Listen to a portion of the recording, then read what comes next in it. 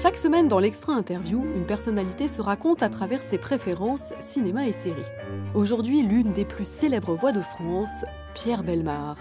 Producteur et animateur de jeux télé, conteur radiophonique et cathodique, l'homme aux bretelles nous enchante depuis des décennies avec ses dossiers extraordinaires, faisant du moindre fait divers un récit passionnant au suspense insoutenable. En voici d'ailleurs des nouveaux.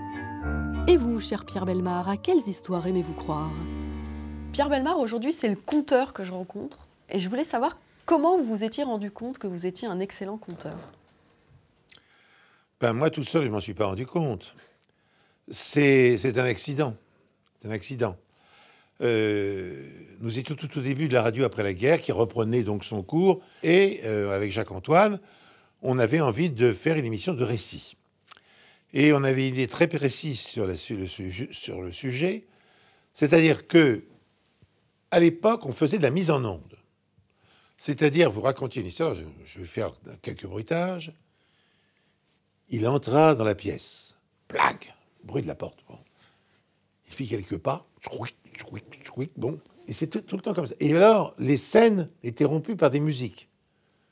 Et enfin, il sortit en larmes. Bon, et tout était comme ça. Bon.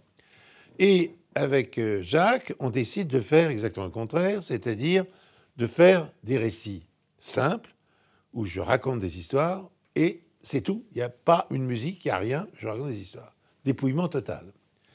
Et nous avons donc commencé le dimanche soir à 20h30, qui était évidemment à l'époque la grande écoute de la radio, puisqu'il n'y avait pas la télévision, quasiment pas.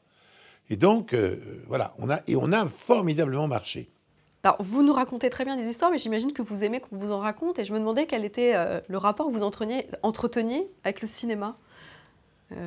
Est-ce que vous allez beaucoup au cinéma? Oui, enfin, j'ai été beaucoup au cinéma, beaucoup plus que maintenant, parce que pour ne rien vous cacher, j'ai choisi d'habiter très très loin de Paris, puisque j'habite en Périgord, donc il y a un endroit très isolé, puisqu'on est 11 habitants au kilomètre carré, donc on voit peu de monde dans la journée. Et donc, je me suis fait une collection de films anciens, parce que j'adore les films en noir et blanc d'avant-guerre, il y en a eu des quantités magnifiques. Alors, il y a les pires comme les meilleurs, il y a tout là-dedans, bon. Mais c'est amusant. Même de voir un navet d'avant-guerre, c'est amusant parce qu'il y a certains moments donc, quand même relativement émouvants. Bon. Et quand on a vécu gamin, moi j'ai 10 ans avant la guerre, on retrouve des souvenirs grâce à ça.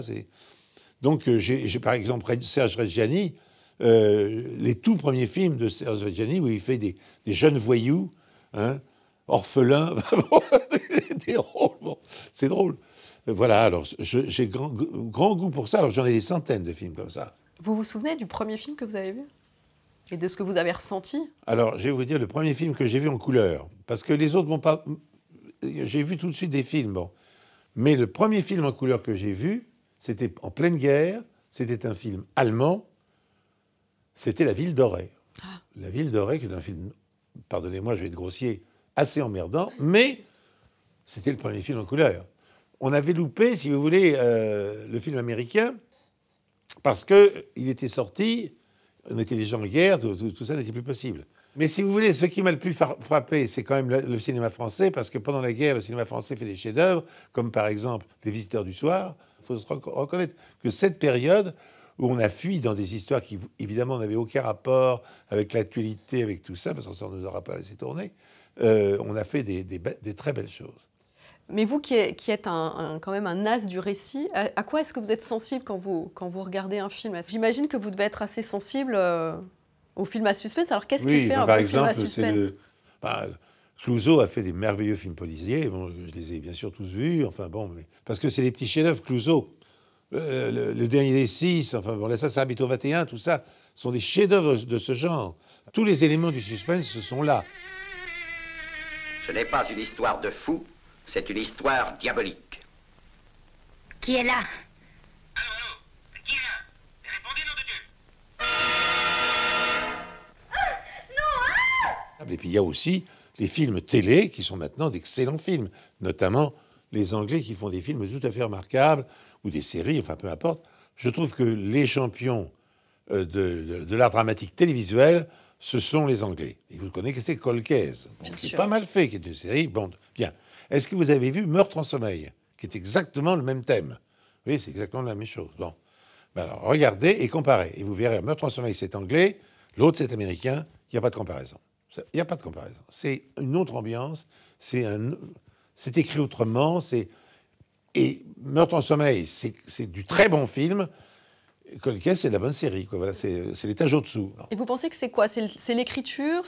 On dit aussi souvent que les acteurs anglais sont les meilleurs acteurs du monde parce qu'ils sont formés au théâtre et que oui, ils ont une discipline. C'est bien sûr les acteurs.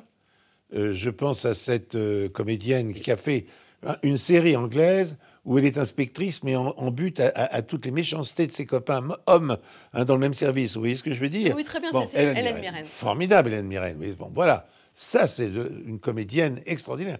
Et tous les types qui sont des salauds autour d'elle, plus ou moins d'ailleurs, bon, sont remarquables dans leur rôle de salaud. C'est formidable. Et bon, on rentre là-dedans, on